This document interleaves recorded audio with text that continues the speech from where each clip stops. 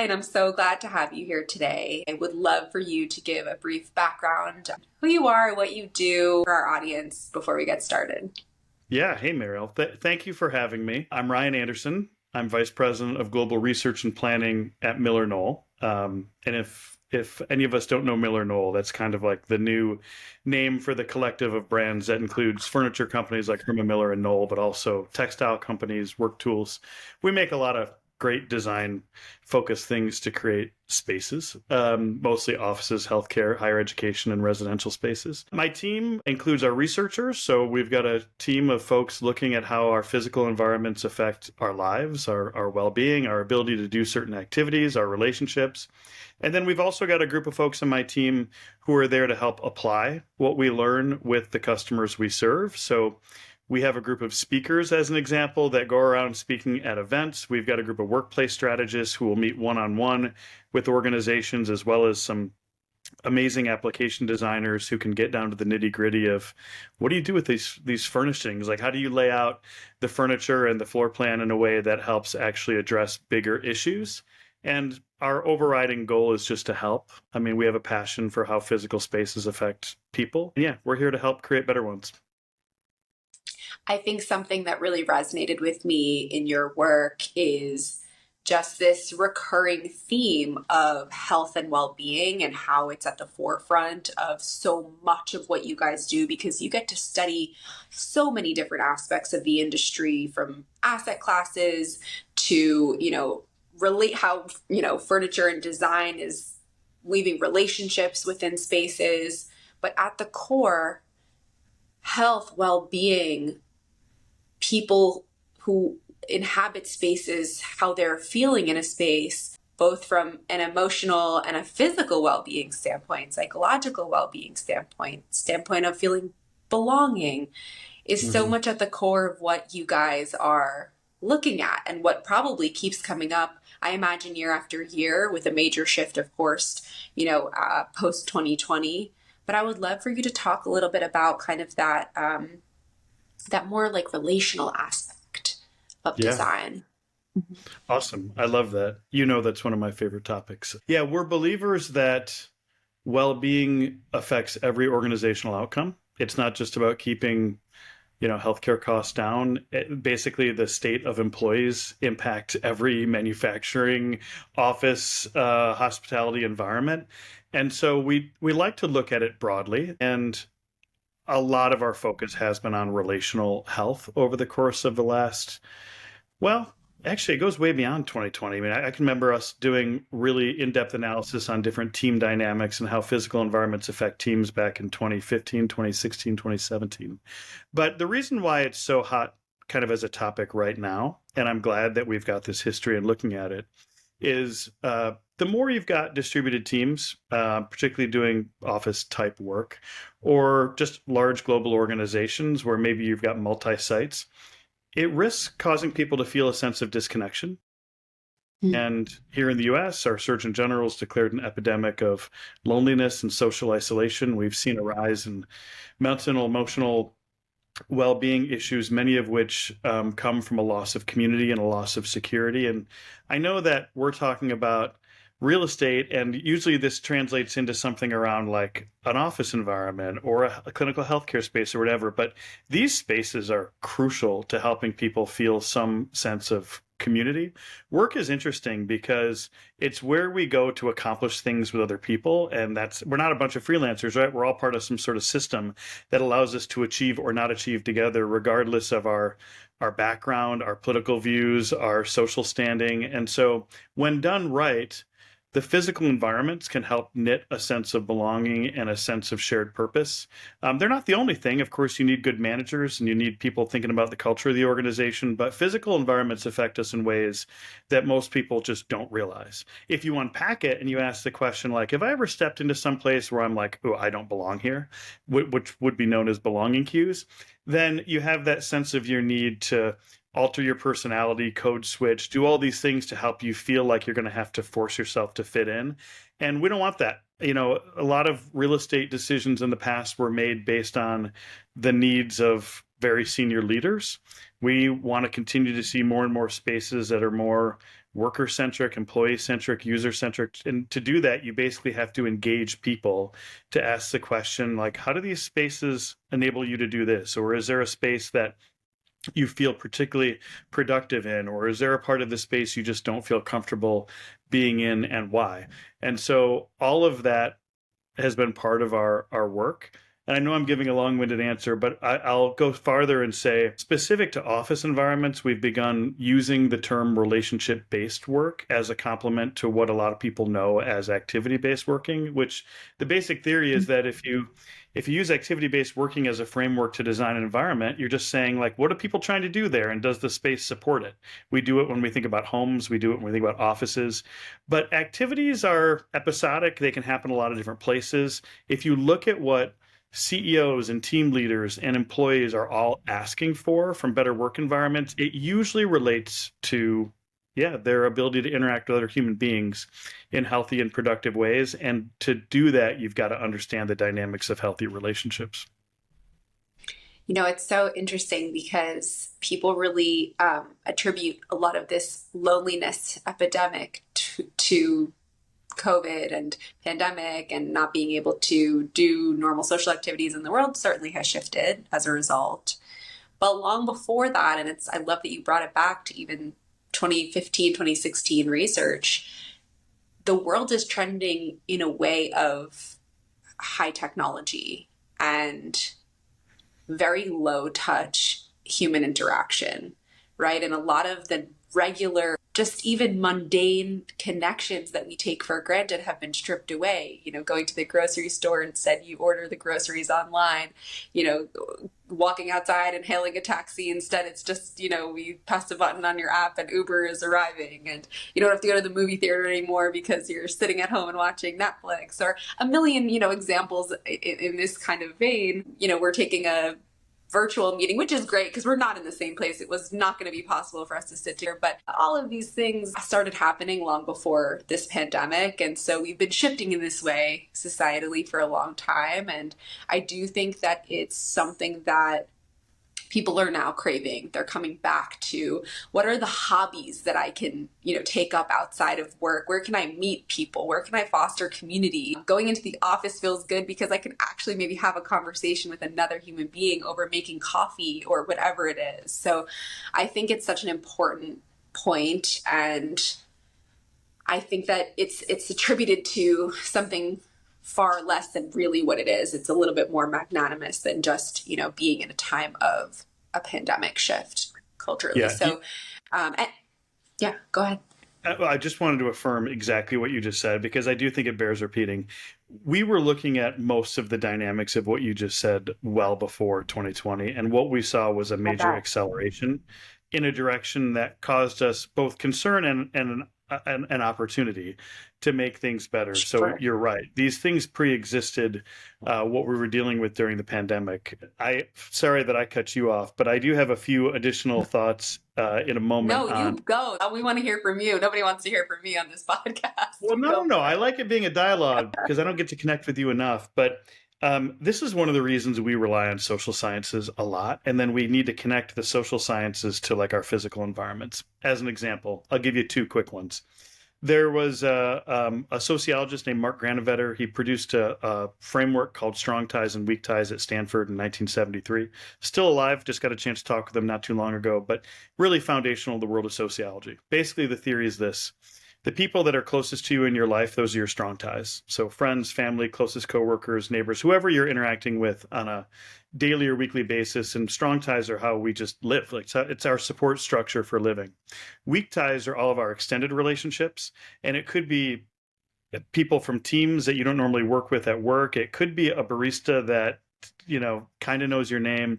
It could be friends from high school, but it's like our extended community. And weak ties are really, really important. That was kind of Granovetter's point. That's where we get a sense of security. It's where we get a sense of belonging. It's where we get a shared sense of purpose. And digitally mediated relationships, like using technology, might cause more interaction, but it often can result in less connection. The group Better Up has an excellent series of reports on this. It's an HR consultancy. But basically, we began to realize a long time ago that physical spaces are how weak ties usually get, like, they get going or they get strengthened. So those events you've been involved with throughout your career, Mariel, like when you see people hugging, those are strong ties. Excuse me, those are weak ties being strengthened.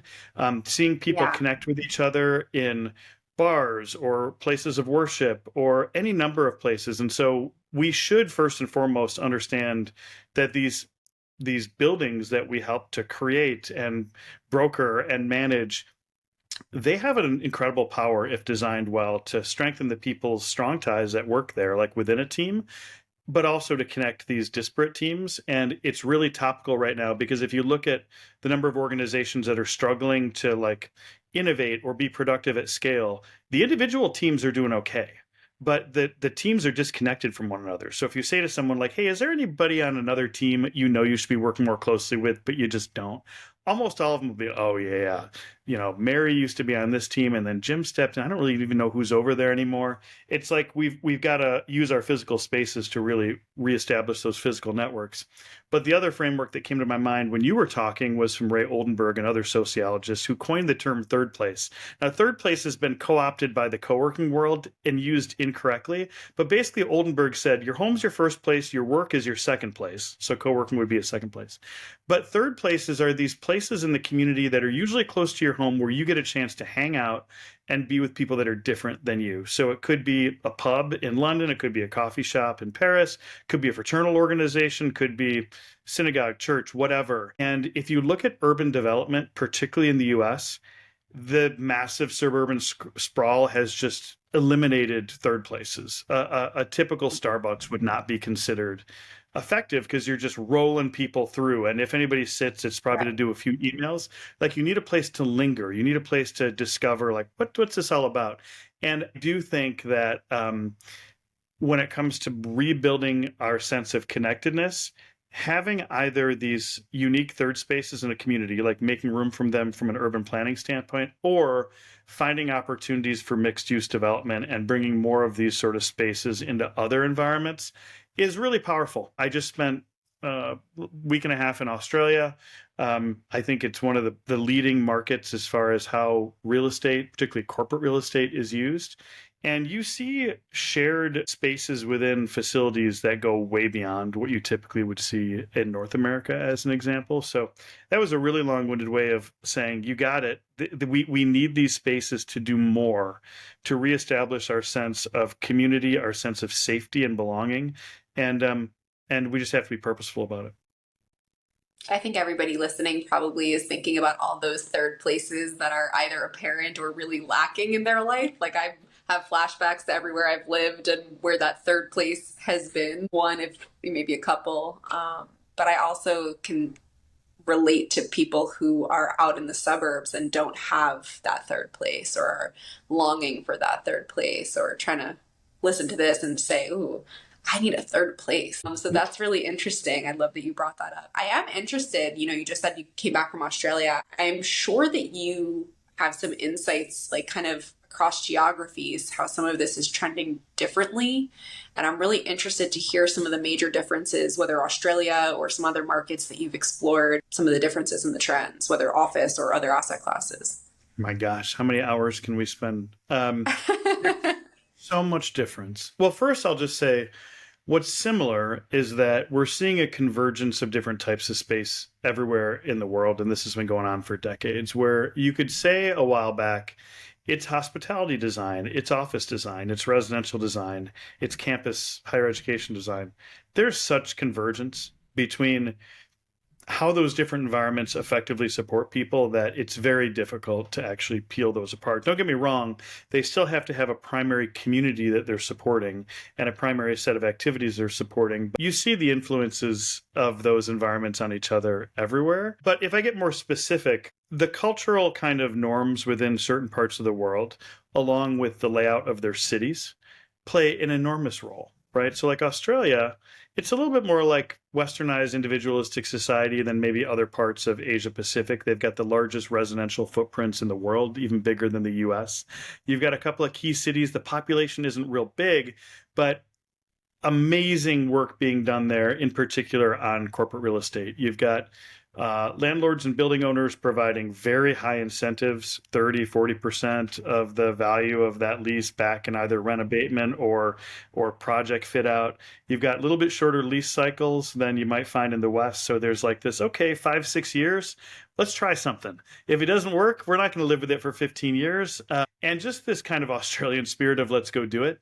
What I love about some of the buildings in Australia is yeah, you might have offices in one part of the facility, but really active bars and restaurant or what's called end of journey facilities. So you might bike to the office, there's bike storage, there's towel service with showers, even masseuse, all as part of the shared building amenity.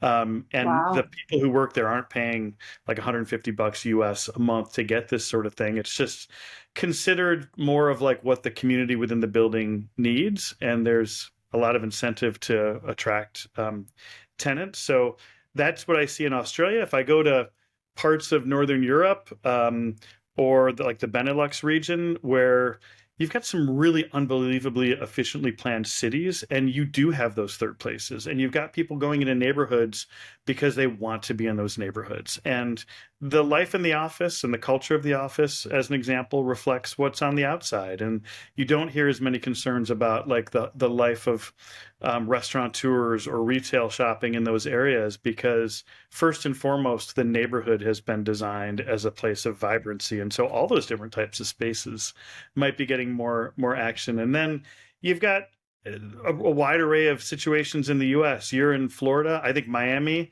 is, no pun intended, hot as far as like it is a vibrant culture. There are such cool neighborhoods like Wynwood with the graffiti artists, and there's just so much alive in all these different types of spaces. And then you've got places like downtown Minneapolis where the central business district post George Floyd has experienced a whole heap of safety concerns and policing concerns, and it's really like, oh my gosh, it feels so challenged. But even there, you go up to the North Loop and it's more vibrant. So I would just say the context of what's going on in the city and the neighborhood and the cultural vibrancy and economic vibrancy is, for me, the number one thing that indicates what we're likely going to see when we step in a building. And there's an inverse relationship there too, right? The master planning and the commercial development all has an impact on the neighborhood.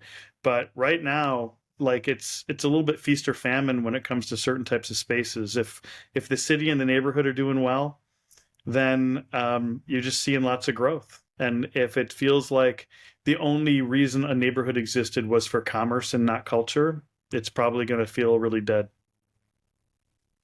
Very interesting. I imagine some of the success of creating that vibrant community, of course, starting from a city planning standpoint, but I imagine a lot of it stems from partnerships and making not only like smart and strategic partnerships, but partnerships that are really embracing what each, you know, company or person is bringing to the organization, is bringing to the table. Can you speak to some of the partnerships that you've seen be most successful to maybe bring, whether it's that kind of full spectrum, on a city scale or mixed use scale, down to maybe even just like an individual space, whichever way you want to take it? Yeah. Oh, so nobody's asking. It's a really good question. We did a joint kind of research exploration with the Copenhagen Institute for Future Studies last year on the future of cities. And we looked at a lot of this. And you might find cities that are more planful, like those that are embracing a 15-minute city concept, and others being quite intentional to bring commercial interests, civic interests, and others together to say, what does life in this city potentially look like? But in a lot of other parts of the world, including the global south, where we're seeing the biggest growth, there's less coordination, less centralized planning. And so it's a bit of a free for all. If I get a little bit more specific, there are some really amazing examples. I host our podcast, which is called About Place. We just not too long ago had an episode featuring a building called The Ledger in Bentonville, Arkansas, which is a fascinating facility. I don't know what term to apply to it. It would be wrong to call it an office space, but it's a multi-story building that has a lot of access for the community. There are long-term traditional office occupiers in the building. There's also flexible lease space. There's co-working, but there's also meeting spaces across the main floor that the public can access. They were thematically designed with local artists. They're named after the artists. The exterior of the building has bike paths that do switchbacks all the way up to the top because Bentonville is the mountain biking capital of the U.S. So you can Really? bike to and up the building. Those switchbacks are filled with art that people kind of discover along the way. There's a big public Oh, event cool. space. If you happen to be somebody that's an office occupier there, you can also buy memberships for your other employees to go just use all these building amenities. So that was done. If you listen to that particular episode, or if you go on their website, which I think is Ledger Bentonville, or you can just Google it, it was all about a community kind of major stakeholder involvement to say, we can design a space for a group of people that are paying rent, but what does it look like to design a space that the community has like this really massive sense of ownership in, and is now used for everything from Instagram influencers going and taking pictures there to wedding events. This is the definition of what in the Davos Declaration of 2018 would be called Baukultur, the notion that the building is actually contributing to the culture rather than just some Oh, one-dimensional structure that somebody's got to live with for 50 years until it gets torn down. Yeah, so there's amazing innovation and transformation happening all over the place. You just have to go find it. amazing. That sounds really cool. We have actually, I'm thinking about a couple developments we have coming up in Fort Lauderdale, one being built by Hines. That's this really sprawling mixed use development. I'm excited to see it come to life. It's interesting because around here you have a lot of it's almost like this city is being reborn right now with the Mm. influx of people moving here, with the interest in developing here. And so you have all of this like connective tissue just forming in between the areas that maybe used to be really separated. So it's very interesting to watch it come to life. And it reminds me a little bit of how you're talking about this specific building. But I think partnerships are so necessary to find that success.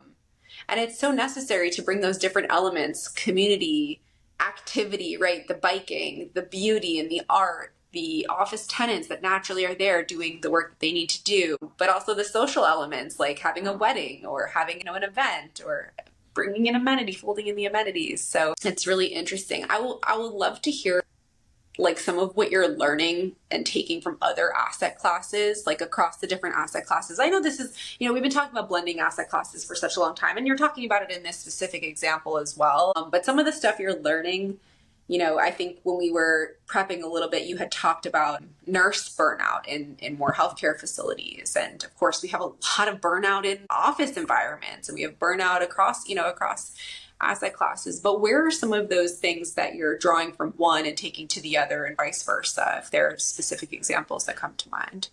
Yeah, well, I think, oh boy, this is an excellent topic, and there's so many examples where you can see quite literally like certain space types borrowed from one environment, like a cafe brought into an office. That's been going on for years and years, right? Where we suddenly started to see, instead of traditional cafeterias, booths and other things. And then I think the relationship between higher education and corporate spaces was another area where for years you could kind of see some of what was being done around student project spaces, and seeing other more collaborative activities that were being supported within like the higher education pedagogy now supported in other environments. But today it goes way beyond that. I'll point to a couple things.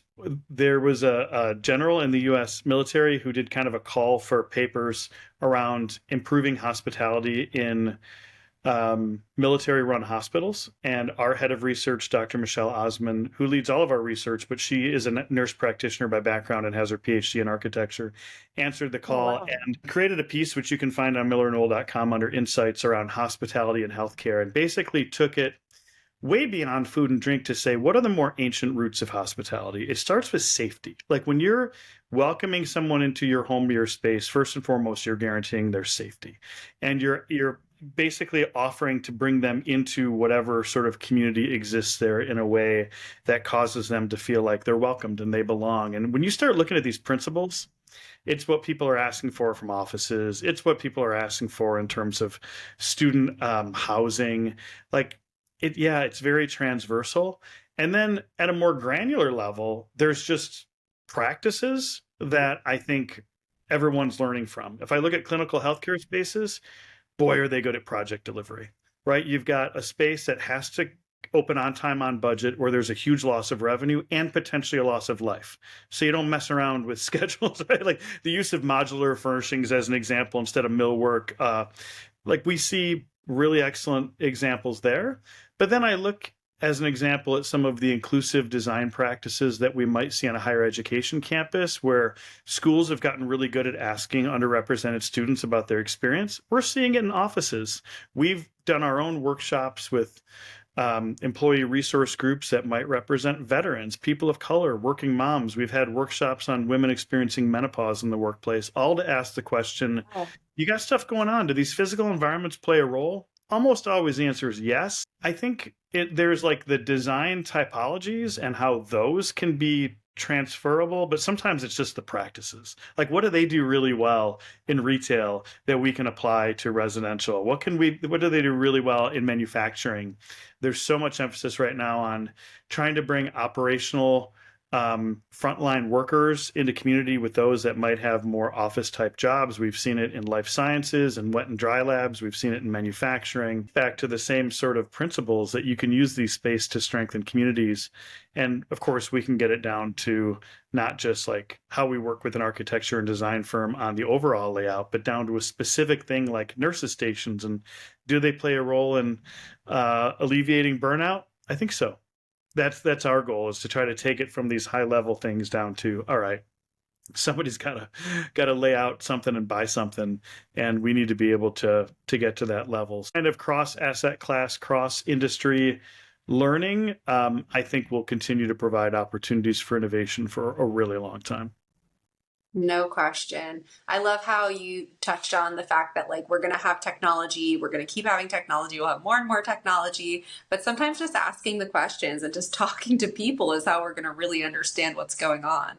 And I It think it's is. also some of the stuff you mentioned too, it's like asking the right questions, actually looking at, this whole demographic of women that have a whole different experience. And this is one thing that you mentioned, but obviously as a woman, I'm looking at this, I'm in an industrious space for most of these episodes, and they have like a wellness room, which is really like used as a lactation room for new mothers. And they have a whole setup in there for that purpose. And it's being used all the time. And I know that that's more of, something that's more prevalent in a lot of workspaces, but as somebody who started in this industry in my early 20s, that never occurred to me. And now I'm in a different phase of life, and I'm like, wow, like how incredible to be able to watch these women have this available because it's a need. Or later in my life, menopause, and how is the workplace going to affect me in that stage. And it's so interesting to just even understand what those right questions are. And then, of course, depending on who you are and what your context is, there's a right question for you. So as an organizationally understanding what those questions are and just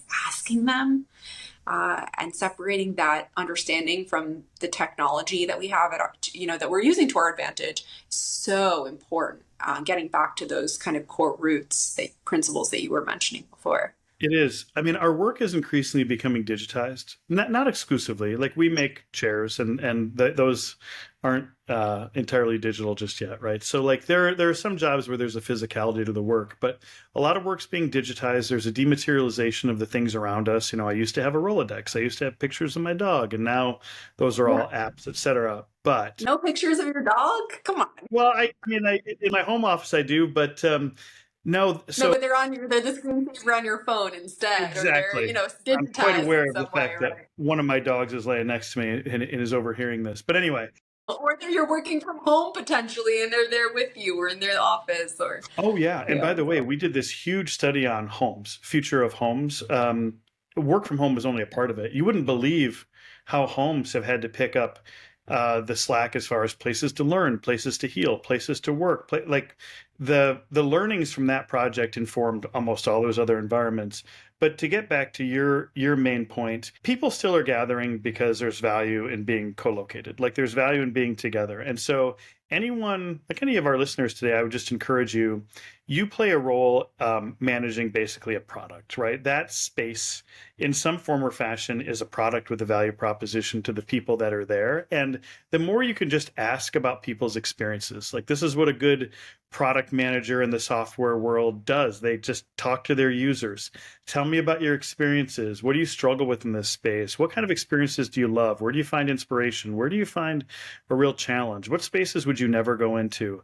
Like these conversations, particularly people in real estate and facilities roles, the more that dialogue can happen, the more you just uncover all of these patterns. And I'll pick up on your example just for a moment. You talked about well-being rooms at Industrious. A well-being room can serve so many people. Yes, it should have a lock and a refrigerator to serve, new moms, but boy, those with anxiety disorders. I think I mentioned earlier just the challenge of code switching and pressures on people of color in the environment. Menopause and perimenopause often comes with brain fog, just like this sense of I need to be able to clear my head.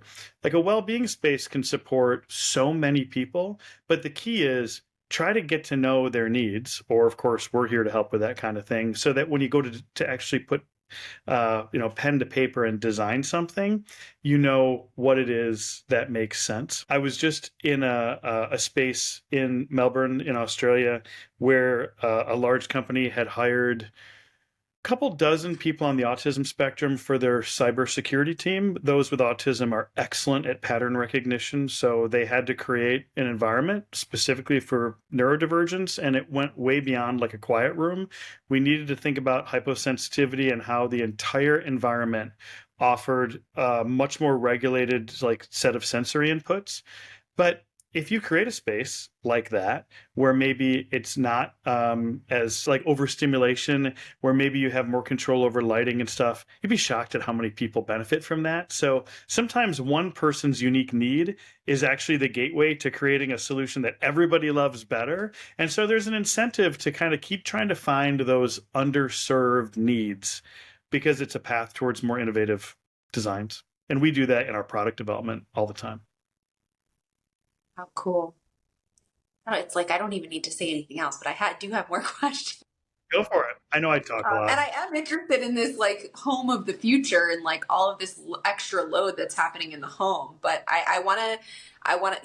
we're talking about it, but we haven't specifically addressed this like participatory design and this theme of participatory design, which you guys talk about a lot. And I think that that's a major driver for solving a lot of the problems that we're talking about, and we're getting to a lot of the solutions. But can you explain what participatory design is and how it's being utilized?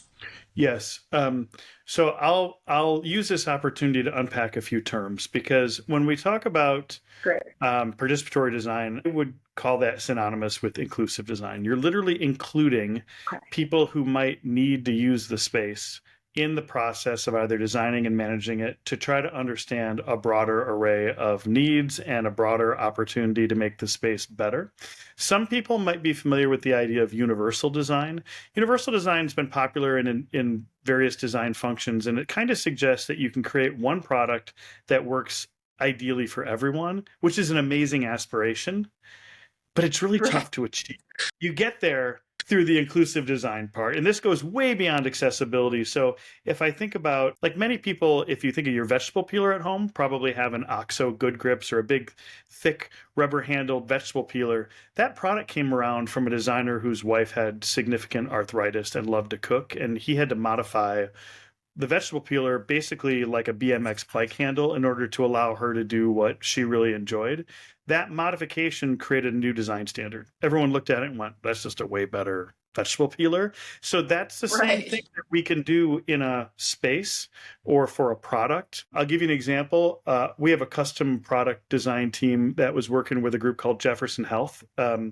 And they were challenging us to design a waiting room chair for a center that had a lot of patients with autism. So I'm gonna go back to that reference. Trying to create a waiting space for someone that's on the autism spectrum is a real challenge because of the incredible sensory overload. And so we came up with a chair that had like some boundary, like some screens around it, fabric screens, as well as textured arm caps that provided a positive sense of sensory stimuli while someone was sitting there. The patients also, for whatever reason, overwhelmingly chose a herringbone patterned fabric for the screen. Dr. Wendy Ross, who led the project for Jefferson Health, I think was trying to help us understand why that fabric might be most appealing. But if you look at it, that chair is going to be probably a more enjoyable chair for anyone who doesn't like a bustling waiting room in a healthcare facility where you got people on top of you and you don't know what they're dealing with. Nobody likes that. And so Nobody likes that. there's so many examples. I'm sitting in a Herm Miller chair right now. And when we redesigned Aeron in 2016, one of the designers on the project started talking about the colors of the Aeron chair. Typically was only available in black and dark gray, and said, I think women might prefer different finishes. And we ended up going with a lighter, kind of warmer gray called Mineral that quickly became like our best seller. And yes, women did like it more, and so did a bunch of other people. And so, yeah, it's just a really wonderful path towards innovation. And for a lot of organizations, if they've got any sort of employee resource group, or sometimes called business resource group or affinity group, like if you've got a group of employees that are all working moms, why not go and just spend an hour with the group and say, how are your experiences in our facility? Like, any challenges to you, any barriers, any place you really love? Then go talk to the veterans group. Veterans with PTSD can exhibit symptoms not totally unlike those on the neurodivergent spectrum. Just go ask. You don't have to be a scientist or a social scientist to know all of it.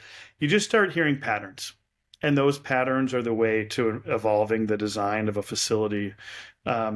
In really innovative ways. The last thing I'll say is we got a chance to partner up with an architecture and interior design firm called BNIM in Des Moines, Iowa, to help design the Harkin Institute for Public Policy. So Tom Harkin, Senator Tom Harkin, was the senator who championed the Americans with Disabilities Act.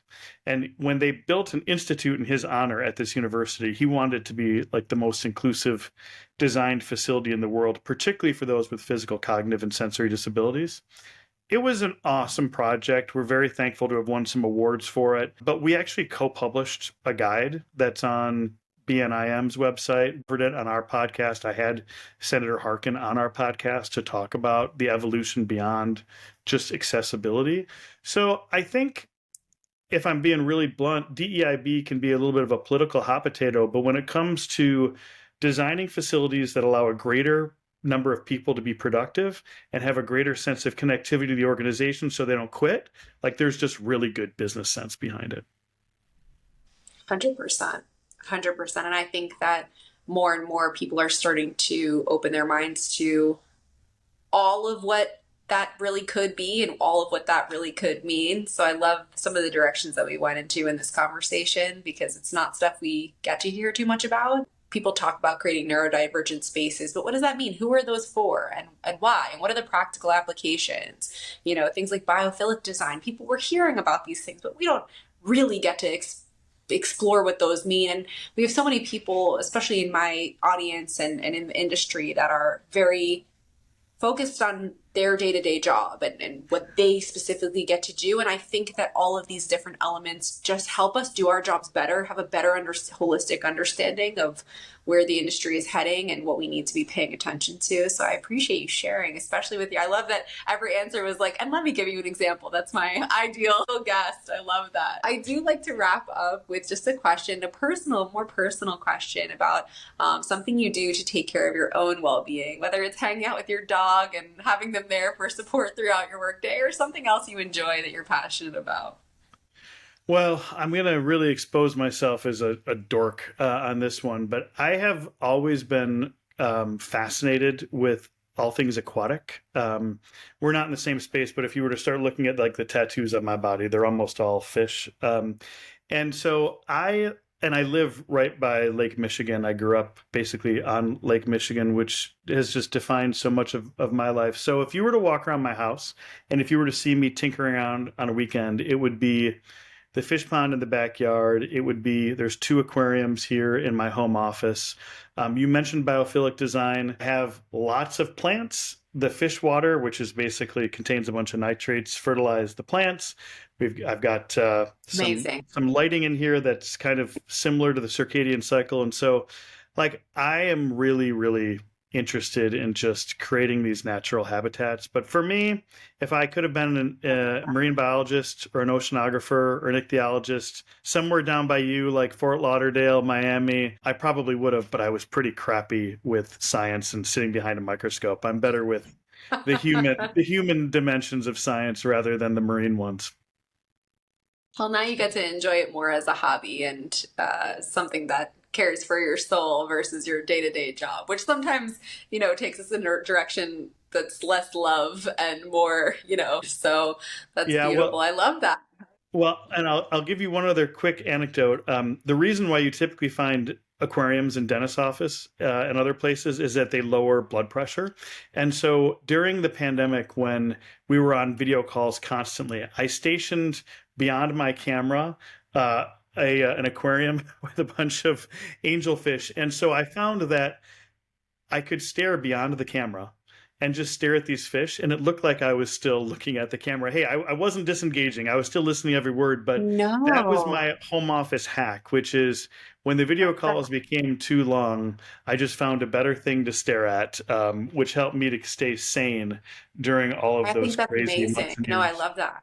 I think that's really, really cool. I have a lot of people in my family who are really into very similarly different aspects of aquatic life, but the Yeah. aquariums are run throughout. And I'm a big plant person myself, but I have two crazy cats that love to dig into all of my Oh poor boy. plants that are, I just feel bad for them. So I started giving them away to everybody, and I'm like, I need that fresh air. I need the life. Like, can you guys just relax? But there must be some innovation, some innovative pot that I could employ to protect my poor plants.